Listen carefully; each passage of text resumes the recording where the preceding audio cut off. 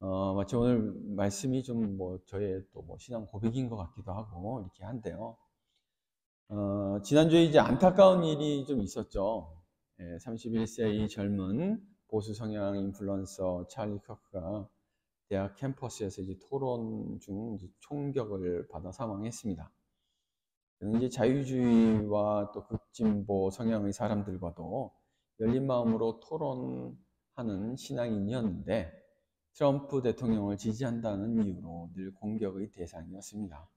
논리적이면서도 상대방을 배려하는 깊은 마음을 가진 분이라고 생각했기에 더욱 안타까웠습니다. 근데 이제 더 놀라웠던 것은 극진보 성향의 사람들이 보인 반응이었는데요.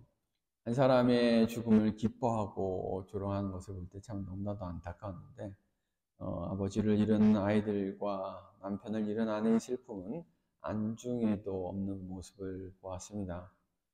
이유 없는 살해를 당한 분에 대한 최소한의 애도조차 없었는데요. 이것이 이제 바로 우리가 살고 있는 세상의 모습이구나라는 생각이 들었어요. 다른 이웃의 슬픔을 이해하지 못하고 사랑하는 사람들을 잃은 이들의 마음을 모르는 주체하는 세상입니다. 그러나 예수님은 다르셨습니다. 죽은 나사로와 그의 가족들을 위해 함께 슬퍼하시는 모습을 요한복음 11장에서 볼 수 있는데요. 오늘 본문을 깊이 묵상하면서 예수님의 마음과 우리의 마음이 얼마나 다른지, 그리고 우리가 어떻게 예수님의 마음을 닮아갈 수 있는지 살펴볼 때 하나님의 귀한 은혜가 임하기를 바랍니다. 가장 먼저 생각해 볼 주제는요, 예수님의 길은 달랐습니다. 요한복음 11장을 전체적으로 보면 우리가 놓치기 쉬운 중요한 사실들이 있습니다. 먼저 예수님은 나사로의 병을 죽을 병이 아니라고 말씀하셨어요. 하지만 이제 현실적으로는 죽을 병이었습니다. 모든 사람이 나사로의 죽음을 예상하고 준비할 때 예수님은 하나님의 영광을 위하고 하나님의 아들이 영광을 받게 될 병이라고 말씀하셨습니다.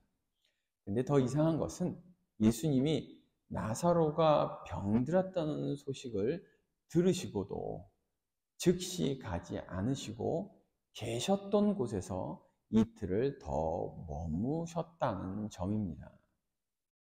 분명히 5절에는 예수께서 본래 마르다와 그 동생과 나사로를 사랑하시더니라고 되어 있는데 바로 그렇게 가지 않으셨어요. 그 이유는 베다니가 예루살렘에 가까운 유대 땅에 있었고 예수님은 하나님과 자신이 하나라고 주장하시면서 유대인들이 신성모독이라고 정죄하고 주님을 돌로 치려 했기 때문입니다. 그래서 제자들이 다시 유대 땅으로 가자는 예수님의 말씀에 반대를 했던 것입니다. 하지만 예수님은 우리 친구 나사로가 잠들었도다. 그러나 내가 깨우러 가노라 하시며 유대 땅으로 가셨습니다. 이때 도마가 한 말이 굉장히 중요한데요. 우리도 주와 함께 죽으러 가자. 처음에는 이 말이 이해가 되지 않았어요. 청정 중인데 갑자기 왜 죽어? 왜 죽으러 가는 건데? 라는 생각이 들었어요. 하지만 10장과 연결해서 보면 의문이 풀립니다. 유대 땅에 가는 것 자체가 죽음을 무릅쓰고 가야 하는 일이었던 것입니다. 예수님을 유대인들이 돌로 치려고 할 때 그 상황이 너무나 폭력적이고 위협적이어서 그게 제자들이 죽을 각오를 하고 유대 땅에 가야 했던 것입니다. 여기서 예수님과 제자들이 차이가 드러나는데요. 예수님은 자신을 죽이려는 사람들로 가득한 위험한 유대 땅이었지만 오직 친구 나사로만 생각하며 가셨습니다. 나사로의 죽음이 하나님의 능력과 영광을 드러내는 하나님의 뜻이었지만 그것에 더해 예수님은 친구 나사로를 향한 마음으로 베다니에 가셨습니다. 반면 제자들은 일단 예수님을 말려보았고 그래도 가신다니까 조금은 어쩔 수 없이 그리고 주님의 뜻이니까 가자는 그냥 식으로 따라간 것입니다. 제자들은 나사로를 위해 간 것이 아니라 오직 주님만을 바라보고 간 것이었죠. 그래서 도마의 참 말이 그 마음이 어땠을지 정말 천국 가면 물어보고 싶었는데 같이 죽으러 가자라고 했을 때 진짜 죽고 싶어서 같이 갔는지 그런데 분명히 보면 나사로를 위해서 간 거는 아니라는 것을 우리가 성경을 보면 알 수 있어요. 이것이 오늘날 우리의 모습은 아닐까 생각해 봅니다. 예수님을 믿고 따른다고 하는 제자들조차 친구와 이웃을 향한 예수님의 마음을 함께 하지 못했습니다. 우리는 신앙생활을 열심히 한다고 하지만 과연 예수님과 같은 시선을 가지고 있는지, 예수님과 같은 마음으로 발걸음을 내딛고 있는지 생각해 보아야 합니다. 오늘 예배도 하나님을 향한 우리의 마음은 당연히 있어야 하지만 함께하는 성도들을 살피고 가족이라는 그런 마음을 가지는 것도 또한 하나님이 원하시는 거지 않을까라는 생각도 들었습니다. 우리가 예수님과 같은 시선과 마음을 가지지 못한다면 예수님께서 나사로를 향해 마음 아파하셨던 그 슬픔과 안타까움, 사랑을 전혀 느끼지 못하며 살아갈 가능성이 큽니다. 이웃의 아픔과 시련, 문제들과 질병들을 볼 때 우리는 예수님처럼 자신의 희생이 있을지라도 이웃과 친구, 형제들을 향해 나아가야 할 줄로 믿습니다. 의무적인 위로와 도움이 아닌 내 형제이며 가족이라는 마음이 들어야 할 줄로 믿습니다. 예수님은 이미 우리의 구원을 위해 십자가를 지시고 희생의 제물이 되셨는데요. 우리의 내일을 알 수 없지만 누구에게나 어려운 일은 찾아옵니다. 기쁜 일이 있을 때 함께 기뻐하는 것도 좋은 일이지만 정말 서로 필요할 때가 있습니다. 손을 내밀어 주어야 하고 안아 주어야 할 일들이 다가올 때 함께 있어 주어야 하고 힘이 돼 주어야 할 때가 우리 모두에게 일어납니다. 그때 주님과 같은 시선으로 서로를 향해 고정하는 것이 하나님이 우리에게 원하시는 것이라고 믿습니다. 그래서 오늘 두 번째로 생각해 볼 말씀은요. 예수님의 눈물은 달랐습니다. 오늘 본문은 전통적으로 부활을 미리 예고하고 하나님의 부활 그 능력과 예수님을 통한 부활과 영생을 계시하는 말씀으로 알려져 있습니다. 이제 17절에서 47절까지를 보면 마르다와 마리아를 통해 조금 다른 모습을 보여주십니다. 마르다를 통해서는 예수님이 부활이요 생명이라는 것을 강조하셨다면 마리아를 통해서는 주님의 마음을 드러내시고 나사로를 살리시는 기적을 일으키십니다. 예수님은 베다니 마을에 이제 들어가지 않고 근처에 머무셨을 때 마르다가 찾아옵니다. 마리아가 예수님이 오신 것을 아셨는지는 알 수 없지만 시리에 빠져 있었다는 거 이제 좀 추론을 해볼 수는 있는데요. 그대로 앉아 있는 것을 보면 마르다는 예수님께 이제 주께서 여기 계셨더라면 내 오라버니가 죽지 아니하였겠나이다라고 말합니다. 사실 유대 땅에 예수님이 계셨다면 유대인들에게 돌에 맞아 죽으셨을 수도 있고 잡혀서 감옥에 있을 수도 있었습니다. 그래서 유대 땅에 계셨어도 나사로를 과연 살릴 수 있었을까? 나사로는 죽었을 것입니다. 하지만 마르다는 이런 상황을 전혀 당연히 몰랐죠. 그러나 다시 마음을 가다듬은 마르다는 지금이라도 주께서 무엇이든지 하나님께 구하시는 것을 하나님이 주실 줄을 아나이다 라고 말을 하는데요. 예수님은 나사로가 다시 살아날 것이라고 말씀하셨고, 마르다는 주님이 말씀의 그렇게 뜻을 마지막 날 부활대로 그렇게 착각을 하고 생각을 했었습니다. 그때 예수님께서 그 유명한 말씀을 하셨습니다. 우리가 한번 같이 읽어볼까요? 시작. 나는 부활이요 생명이니 나를 믿는 자는 죽어도 살겠고 무릇 살아서 나를 믿는 자는 영원히 죽지 아니하리니 이것을 내가 믿느냐. 마르다는 주는 그리스도시요 세상에 오시는 하나님의 아들이신 줄 내가 믿나이다 라고 대답하고 마리아에게 가서 예수님이 부르신다고 하면서 말을 전해줍니다. 마르다를 통해 예수님은 자신이 누구인지 가르치시고 지금도 그것을 믿는지 우리에게도 직접 질문하시고 계신다고 믿습니다. 그리고 이제 마리아가 예수님을 찾아올 때 마리아와 함께 있던 이제 다른 유대인들도 따라왔습니다. 마리아도 마르다와 비슷하게 주께서 여기 계셨더라면 내 오라버니가 죽지 아니하였겠나이다 라고 말합니다. 근데 여기서 중요한 장면이 펼쳐집니다. 마리아와 많은 사람들이 주님 앞에서 너무 슬퍼 울고 있었습니다. 그것을 보신 예수님은 심령의 비통함을 느끼시고 불쌍히 여기셨습니다. 그리고 나사로를 어디 두었냐고 물어보시고 눈물을 흘리셨습니다. 유대인들은 예수님의 눈물을 보고 보라, 그를 얼마나 사랑하였는가라고 말합니다.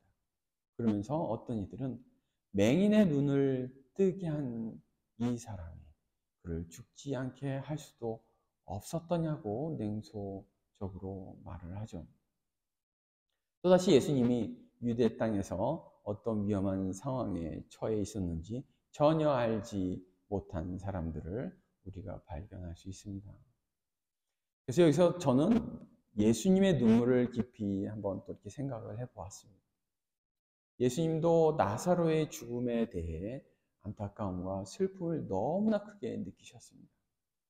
나사로의 죽음이 하나님의 영광과 주님의 영광을 위한 것이라고 말씀하셨지만 나사로의 죽음에 대한 그 안타까움과 불쌍함을 크게 느끼시며 하나님께 기도하셨습니다. 그냥 아무 감정 없이 기계처럼 기도하고 부활을 시킨 것이 아니었습니다. 유대 땅을 피해 나와야 했던 당시 상황을 생각하셨을 것이고 다시 때를 보시고 유대 땅에 오셨던 그 상황 속에서 베다니 근처에 머무시면서 마르다와 마리아를 보면서 눈물을 흘리셨습니다. 마르다와 마리아가 각각 주님이 이곳에 계셨다면 이라는 조금은 원망이 섞인 말을 그렇게 두 번이나 들으셔야 했습니다. 우리가 다 알 수 없지만 예수님은 비통해 하셨습니다. 너무나 슬퍼서 마음을 아파하셨다는 말입니다. 38절을 보면 예수님께서 다시 속으로 비통히 여기시며 무덤에 가셨다고 이렇게 나와 있습니다. 예수님의 눈물은 나사로의 죽음을 보시며 흘리시는 눈물이었고 우리 모든 인류의 영혼의 죽음을 보시며 흘리시는 눈물이었습니다. 우리의 고통을 위해 흘리시는 눈물이었고 우리가 시련 속에서 낙심하고 좌절하는 것을 보시고 이렇게 흘리시는 눈물이었습니다. 아무리 나중에 있을 영광을 기대하고 확신하지만 그 슬픈 현실을 직시하시고 비통해 하시는 예수님을 봅니다. 지금 예수님은 우리의 현실을 아시고 함께 하시면서 우리의 기도를 들으시고 우리의 사정을 아시며 우리와 동행하시면서 우시고 슬퍼하시고 기쁜 일을 위해서 함께 기뻐하시는 줄로 믿습니다. 우리는 이런 예수님의 마음을 과연 가질 수 있을까요? 찰리 컥 사건에서 이제 본 것처럼 세상은 이렇게 딱 분열이 되어 있고 서로의 고통에 무관심하거나 기뻐하기까지 합니다. 네. 입에 담을 수 없는 그런 코멘트와 영상들을 올리는 걸 보고 너무나 안타까운데요. 서로 다른 의견이 있어서 소통하지 않는 것까지는 이해를 할 수 있지만 입을 막기 위해 폭력을 가하고 그것을 좋다고 하는 사람들 보면서 안타까운 마음이 들었습니다. 우리 개인의 작은 삶을 돌아보면서 과연 우리는 서로의 슬픔과 기쁨을 얼마나 함께 느낄 수 있는지 생각해 보았습니다. 주님의 눈물을 생각하면서 앞으로 우리에게 또 그렇게 누구에게나 일어날 수 있는 슬픈 일들을 위해 다시 말씀드리지만 우리가 얼마나 주님의 마음과 하나 될 수 있는지 생각해 볼 때 절대로 완전히 하나 되지 못하겠지만 가능한 주님의 마음을 닮아가기를 바라는 마음을 가진 예수님의 제자가 되어야 되겠다는 그런 어떤 다짐을 해봅니다. 그러면서 세 번째 주제를 생각을 해보았는데요. 예수님의 기도는 달랐습니다. 39절에서 예수님께서 무덤 앞에서 무덤을 이렇게 막고 있는 돌을 옮기라고 하십니다. 그때 마르다가 주님을 막아서죠. 그 심정 알아요. 왜 예수님을 왜 막아섰는지 여러분들 알 것 같지 않아요? 사흘이 지났는데 시체가 이미 죽고 사흘이 지났는데 예수님 딱 뭔가를 기도할 것 같아요. 저 같아도 막 딱 막았을 것 같아요. 네. 정말 나사로가 죽은 지 나흘이나 지났다고 하면서 썩은 냄새가 난다고. 네. 저 같았어도 그랬을 것 같아요. 그때 예수님은 내가 믿으면 하나님의 영광을 보리라 하지 아니하느냐라고 말씀하십니다. 그리고 마르다가 아무 말 하지 않을 때 예수님께서 확신에 찬 대화식 기도를 하나님께 하십니다. 그래서 41절과 42절 이렇게 보면요. 우리가 한번 다 같이 읽어볼까요? 시작. 눈을 들어 내 말을 들으신 것을 감사하나이다. 항상 내 말을 들으시는 줄을 내가 알았나이다. 하는 것은 둘러선 우리를 위함이니 곧 아버지께서 나를 보내신 것을 그들로 믿게 하려 함입니다. 여기서 우리가 주목해야 할 것은 예수님의 기도 순서입니다. 이제 먼저 예수님은 나사로의 죽음 앞에서 진정으로 비통해 하시고 눈물을 흘리셨습니다. 이것은 사랑하는 친구의 죽음, 그리고 그것을 통해 보게 된 또 인류 전체의 죄와 죽음의 현실 앞에서 예수님은 진심으로 슬퍼하셨던 것입니다. 그리고 무덤 앞에서 예수님은 아버지께 간절히 기도하셨을 것입니다.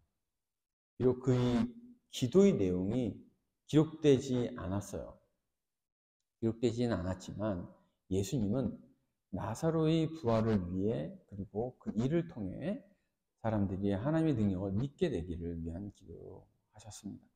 그리고 그 기도 중에 아버지의 응답을 확신하시고 아버지여 내 말을 들으신 것을 감사하나이다 라고 말씀하십니다. 그러면서 그 응답받은 거에 대한 확신의 그런 말씀만 기록이 되어 있죠. 그래서 중요한 점은 이것입니다. 예수님의 눈물과 비통함이 먼저 있었고 그 후에 기도를 통한 확신이 왔다는 것입니다. 예수님도 우리와 같이 현실이 아픔 앞에서 먼저 슬퍼하셨고 그 다음에 기도를 통해 하나님의 뜻과 능력을 확신하게 되신 것입니다. 이것이 바로 예수님이 참 하나님이시면서 또 참 인간이셨다는 증거입니다. 인간으로서 친구의 죽음을 진정으로 슬퍼하셨지만 하나님의 아들로서 아버지와의 기도를 통해 부활의 확신을 얻으셨습니다. 네, 그래서 제가 준비를 하지 않은 거지만 생각이 오늘 아침에 들면서 이제 찬양을 듣는데 유튜브를 여기 일본어로 되어 있는 찬양이 있는 거예요. 그걸 탁 트는데 문득 하은 씨가 생각이 나더라고요. 하은 씨가 좀 또 이렇게 네, 일찍 그렇게 가게 되면서 안타까운 그런 마음이 막 들면서 그 찬양이 계속해서 일본 찬양을 계속해서 듣고 이렇게 또 말씀을 준비를 했었습니다. 나사로를 통해 예수님은 우리 인류 전체를 보셨습니다. 죄로 인해 죽음으로 향하는 우리의 인생, 우리의 시련과 어려움, 문제가 가득한 현실을 보시고 비통해 하셨습니다. 그러나 그 현실 앞에서 포기하지 않으시고 아버지께 기도하셨고 확신을 얻으신 후에야 나사로야 나오라 큰 소리로 외칠 수 있었습니다. 우리는 때로 우리가 문제를 두고 기도하지만 아무리 해결될 가능성이 있는 그런 것이라도 때로는 확신이 없을 때가 있습니다. 분명히 이게 해결될 것 같긴 한데 그런데도 기도하는데 막 확신이 없는 거예요. 될까 안 될까 막 또 고민하기도 하고 어떨 땐 또 해결 방법이 없고 길이 없어 보이는 상황에서 우리의 기도를 들어주실 거라는 또 확신을 가지면 또 좋은데 그러지도 못하고 어쩔 땐 또 기도하면 확신을 주시지만 앞이 안 보이는데 그냥 또 믿고 가는 그런 적도 있습니다.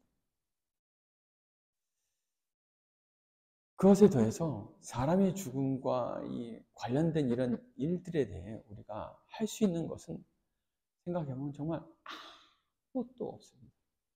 아무것도 없더라고요. 그냥 때를 기다리고 그냥 함께 있어주고 기도하고 그렇듯이 내가 또한 구원받았고 주님의 나라에 가서 영원한 생명을 누리고 살 것이라는 그런 확신은 더욱더 하나님께서 주시지 않으면 가질 수 없습니다.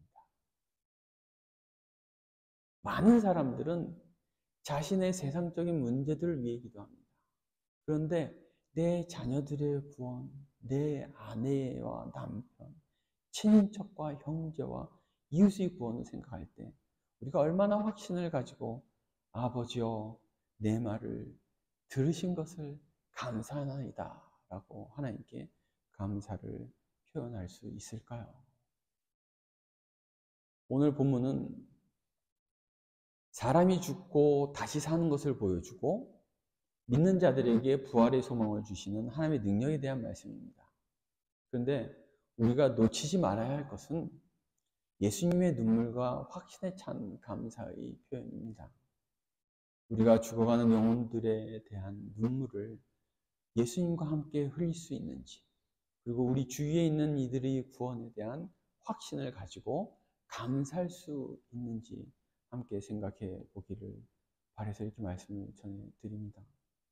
나사로, 마르다, 마리아, 남매들과 예수님의 관계가 어떠했는지 정확히 말할 수는 없지만, 기록되어 있지는 않지만 예수님의 눈물과 비통한 마음을 불러일으킬 정도로 관계가 형성이 되어 있었던 것은 확실합니다. 우리에게 눈물 뿌리고 비통해하는 마음을 가질 정도로 가까운 관계를 가진 사람들이 많지는 않습니다. 특히 외국에서 살면서 우리 가족들만이 또 가장 가깝고 그 다음이 우리가 함께 있는 신앙 공동체일 것입니다. 신앙 공동체가 진정한 가족이 될 때 우리는 서로를 위해 눈물을 흘릴 수 있습니다. 우리가 서로 가족같이 될 때 눈물을 흘리고 서로를 위해 기도할 수 있습니다. 예수님처럼 위험을 무릅쓰고라도 사랑하는 이들을 향해 가는 그런 마음, 진정으로 애통하며 눈물을 흘리는 마음, 그리고 하나님께서 들어주실 것을 확신하는 그 기도의 마음을 우리도 가질 수 있다고 믿습니다. 이 말씀을 묵상하는 가운데 지난주에 이제 회사를 가면서 이런 생각이 들었어요. 과거의 경험도 소중하지만 지금 현재 경험하며 느끼는 것들을 나누는 것 또한 중요하다는 생각이 들었어요.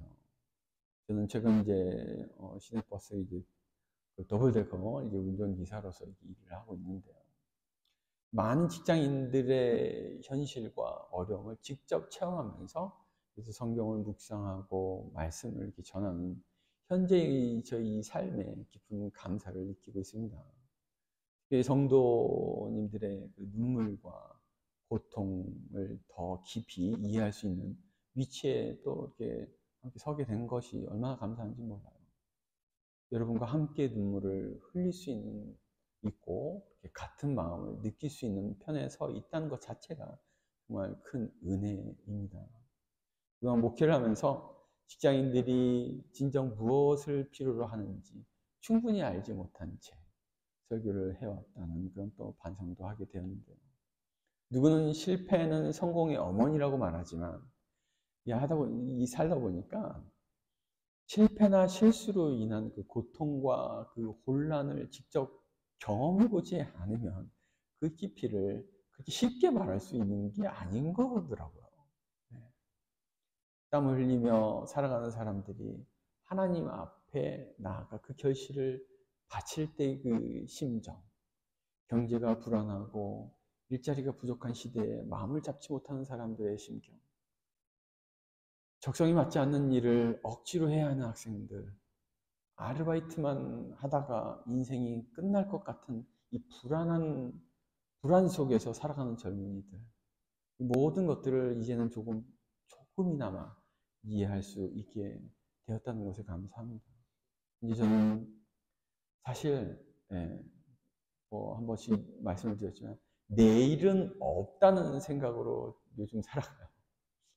오늘 사고 없이 무사히 지나가면 정말 감사한 마음으로 침대에 누워서 감사 기도해주고 하나님 감사 기도하시고 훅 쉬면서 자요. 이런 직장 생활 속에서도 주 안에서 또 내일을 기대하게 하시고 주님이 오시는 날을 기다리는 그 믿음으로 살아간다는 것은 참으로 행복하고 은혜로운 삶이라고 믿습니다. 호텔에서도 일을 했던 그 경험을 통해 정말 보이지 않는 곳에서 정말 온몸의 기운이 다 빠질 정도로 수고하시는 분들이 있다는 것을 알게 되었습니다. 일을 마치고 이제 살았다. 그 느낌이 들 정도로 힘든 노동을 하시는 분들이 많다는 현실을 직접 체험했습니다. 회사에 가면서 이런 생각이 들었는데요. 하나님께서 저를 목사로 부르셨듯이 이제는 직장인으로도 부르셨구나. 네. 다른 분들을 목회자나 선교사로만 부르시지만 또 저에게는 또 다른 세상에 들어가서 더 많은 사람들을 만나게 하시는 그런 하나님의 특별한 은혜를 느끼면서 살고 있다는 것에 감사한 마음이 들었습니다. 이제 저도 퍼머넌트 정규 그렇게 직장 계약을 통해서 지금 이제 살고 있는데 직장을 가진 목사로서 참 직업 현장에서 함께 그렇게 땀 흘리며 성도들과 같은 고민을 나누며 여러분의 마음을 더 깊이 이해하는 목회자가 되어 하나님의 사랑을 전해야겠다는 생각이 더 들었습니다. 오늘 말씀 준비하면서 우리가 다 같이 예수님의 시선을 가지고 예수님과 하나 되어 눈물을 흘리고 기도해주는 그런 공동체로 잘 세워지면 좋겠다는 마음이 들었습니다. 에딘버러에 있는 다른 많은 사람들에게 수고하고 무거운 짐진 자들아 다 내게로 오라 내가 너희를 쉬게 하리라 라는 말씀을 온전히 전하고 그 말씀이 정말 온전히 살아있는 은혜교회가 되기를 바랍니다.